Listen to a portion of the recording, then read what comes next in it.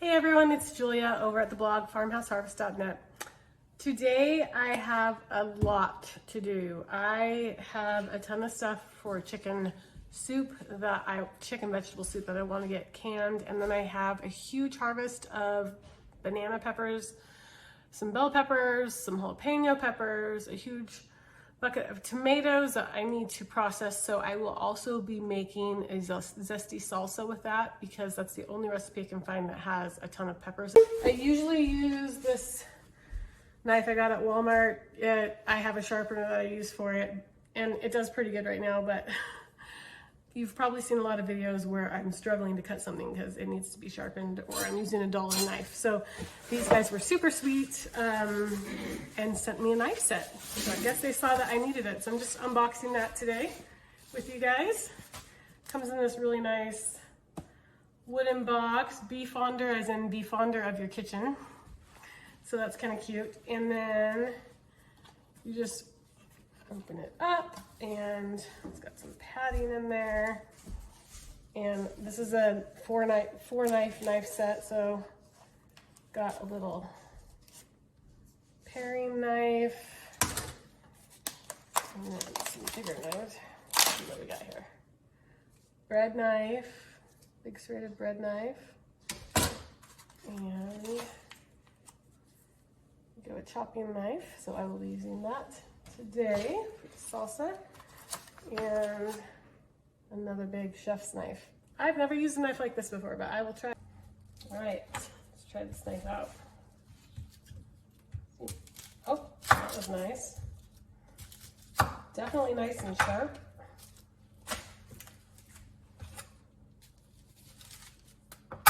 Definitely nice.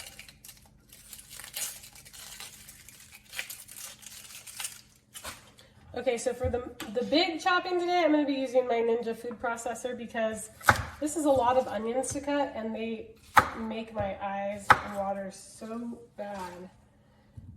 And so I'm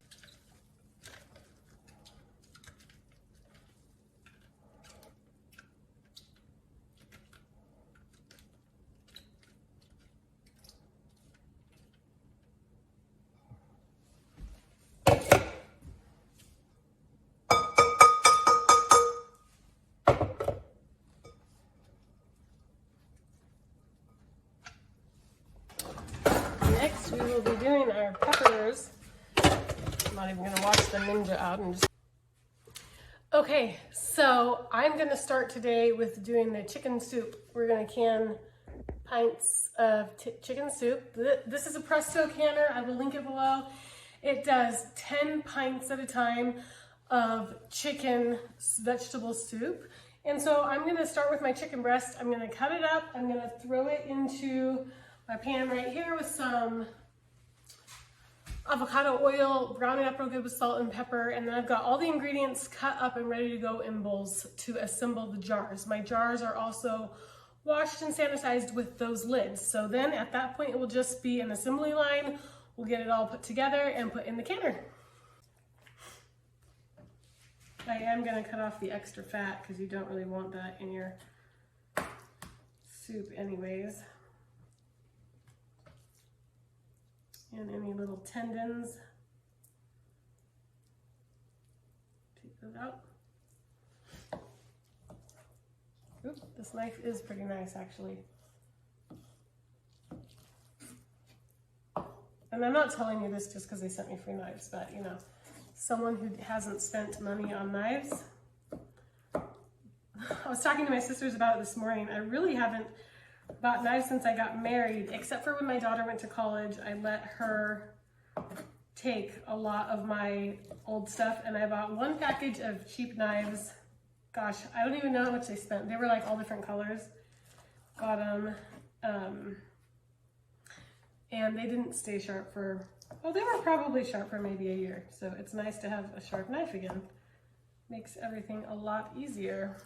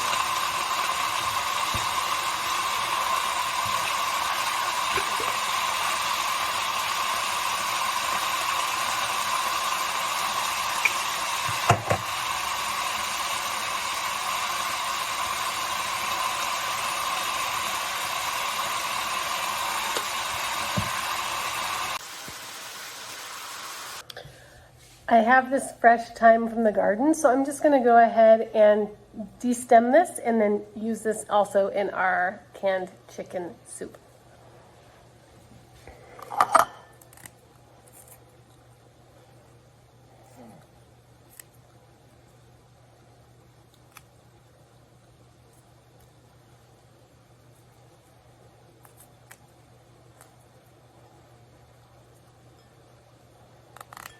Okay, so as you can see behind me here, we have our assembly line, our jars and lids, chicken, we've got the carrots, the celery, and the onion. Where am I pointing?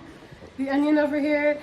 And then I have some broth right here that we'll be filling the jars with, and I've got my thyme too, so let's just go ahead and start filling those jars.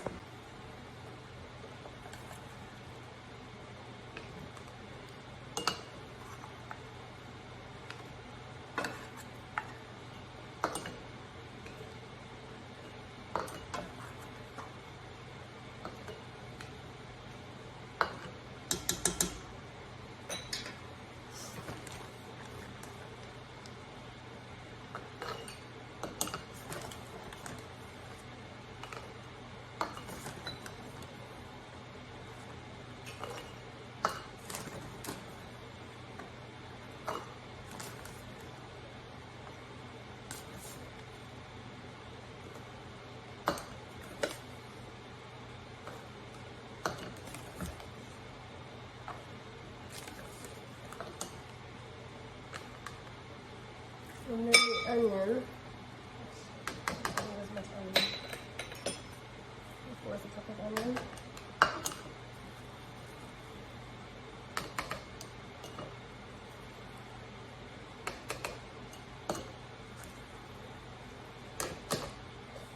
Okay, then each jar I will put in just a pinch of thyme.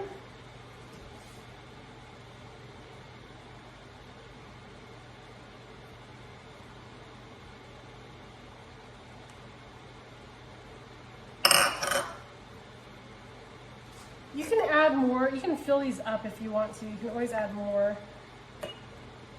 but you don't want the jars to be too full.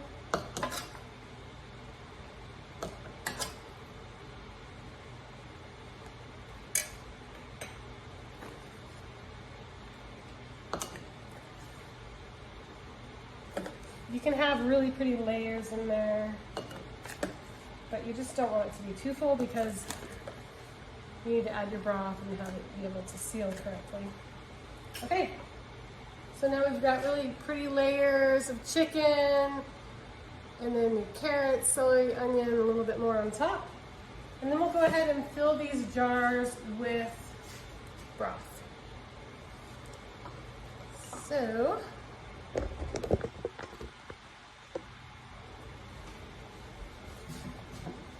my chicken broth all made up right here. Just fill them to this line right here.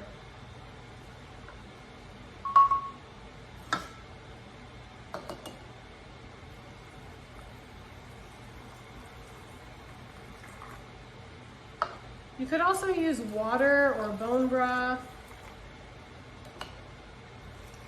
to fill these up with. Okay. So after we're to this point, we're just gonna clean the rims off with a little vinegar water or vinegar on a washcloth.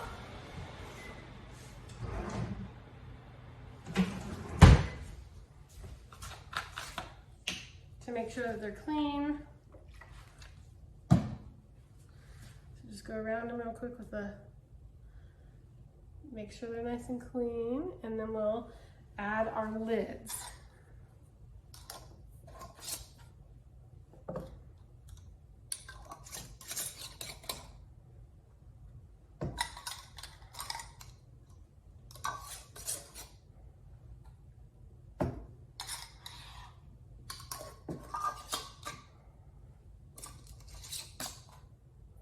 So it's a pretty simple process. You're just layering your jar with your ingredients. This does not have any potatoes in it. It is just, it's the bowl recipe, but I believe they have you cook it first. So I'm doing a raw pack method.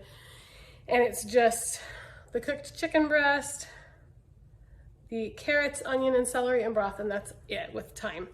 So I also did this with beef stew. For some reason, Ball says it's only safe to can when it's hot packed, but this has been tested and proven to be fine too by a lot of other people, so I'm doing the raw pack method this time. I'm gonna go ahead and finish filling these jars, and then we'll put them into the pressure canner. So you just put 3 quarts of water in your Presto canner, and you put your little tray at the bottom to protect your stuff from burning. Just 3 quarts of water, and then you just go ahead and load up your jars that are ready. When you're putting your jars in, you want to not tip them. And when you take them out, you don't want to tip them either because it can get food underneath the rim and then it won't seal right. Okay, so after you've got everything in there, then you're just going to put the lid on and let it heat up and let it vent while it's heating up. So there's a little arrow right here that tells you to match it with the arrow on the pan. You put those two together and then twist it shut, and it's got all these metal ridges that lock together to hold the lid in place. So it's not going to come off. Okay, then we're going to turn it up. I'm going to turn it to almost high and let the steam come out of this vent. Before you do that, you're supposed to look through that vent hole and make sure you can see through it so that there's no food or anything in there, which mine is clear. And make sure that these are working, that air can get through them, and that your seal is in there right, which mine is. So just put it on there, and we'll let this heat up. And we're gonna let it vent for 10 minutes. When it starts, air starts going through that, we'll let it go through for 10 minutes. And then I will put my gauge on, and that's according to the recipe. I believe this recipe is 10 pounds of pressure.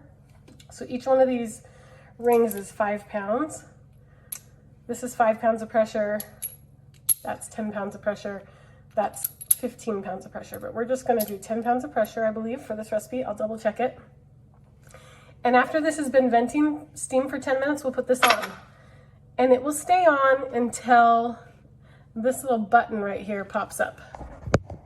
When this pops up, it means that there's pressure building in the canner. And when that pops up, then this will start rocking a few minutes later. And when this starts rocking, that's when you set your timer, because that's when it's come up to pressure. So we'll set the timer. This recipe is 75 minutes, but I'm in Idaho, by Boise, Idaho, so we add 5 minutes to our canning time for our elevation. And then we let it cool down.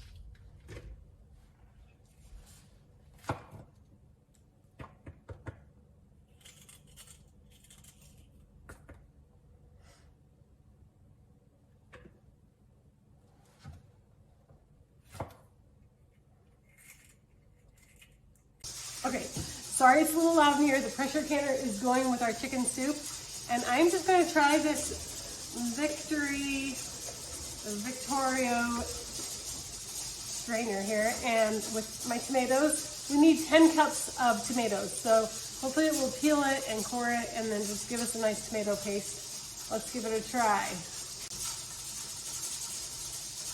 Very nice.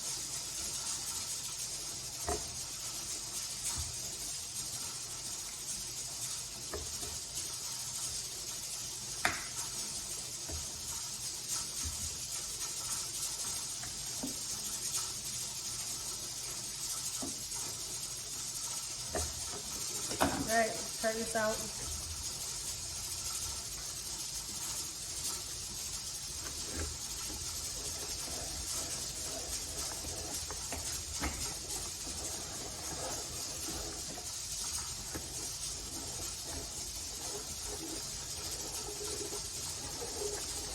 So I'm just gonna keep going with my, I'm gonna call it a victory strainer. That's a Victorio strainer.